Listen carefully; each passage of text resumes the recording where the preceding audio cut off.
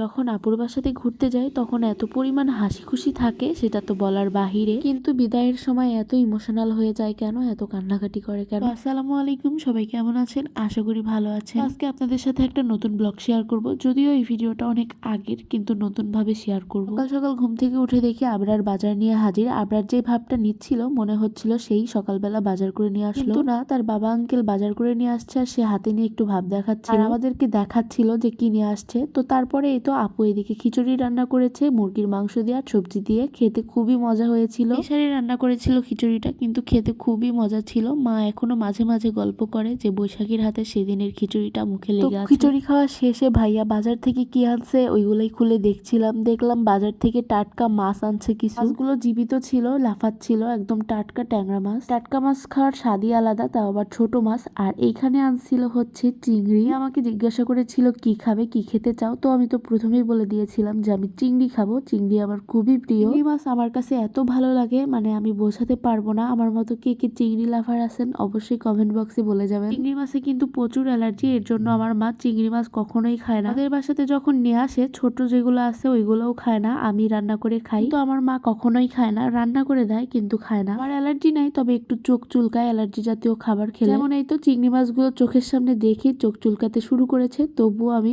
লোভ সামলাতে পারি না, এত ভালো লাগে আমার কাছে। চিংড়ি মাছের মাথার উপরে যে ছুরিটা ছিল এত পরিমাণ ধারালো আর শক্ত, মানে ওইটা দিয়ে বার্থডে কেক কাটা যাবে যদি কেক কাটতে চান। মজা করলাম আর কি, এটা দিয়ে তো কেউ কেক কাটবে না, যদি কাটতে চান তাহলে কাটা যাবে, এত পরিমাণ শক্ত ছিল। তো এবার এদিকে রান্নার প্রস্তুতি চলছে। চিংড়ি মাছগুলো তো কাটা শেষ, তারপরে ট্যাংরা মাছগুলো কাটতে গিয়ে আমার মা খুবই বিরক্ত হয়ে গেছে, কারণ ছোট মাছ করতে গেলে ছাই দরকার, আর বাসা বাড়িতে ছাই কোথায় পাবো? আপুরা গ্যাসের চুলাতে রান্না করে খায়, ওদের মতো তো মাটির চুলাতে রান্না করে না যে অ্যাভেলেবেল ছাই পাবে। যাই হোক, ছাই ছিল না, মাছগুলো খুবই কষ্ট করে কেটেছে মা। এবার পেঁয়াজগুলো ভুনে নিয়ে মা প্রথমে চিংড়ি মাছগুলো রান্না করে নিল। এদিকে কেটে রেখেছে মিষ্টি কুমড়া, জালি মিষ্টি কুমড়া, এটা পুরপুরি করা হবে। পেঁয়াজ দিয়ে ট্যাংরা মাছের ভুনাও করেছিল আর করেছিল মিষ্টি কুমড়ার পুরপুরি। চিংড়ি মাছগুলো রান্না করার পরে চিংড়ি মাছের লুকটা দেখতে জাস্ট ওয়াও লাগছিল, মায়ের হাতের রান্না বলে কথা। আর এইদিকে এই তো দেখেন আমার আবরার সোনামণিটা আমার মাথার টুপি সেই মাথায় দিয়েছে, ব্যাপারটাকে দেখতে মাশাআল্লাহ লাগছিল। তো এইদিকে এক এক করে আমি সবগুলো দেখাচ্ছিলাম কি কি রান্না হয়েছে আজকে আপুর বাসাতে। প্রথমে কয়রাতে যেটা দেখলেন ওইটা হচ্ছে গরুর বট ভুড়ি, যেটা আমার খুবই প্রিয় একটা খাবার। তারপরে রান্না করা হয়েছে জালি মিষ্টি কুমড়ার পুরপুরি,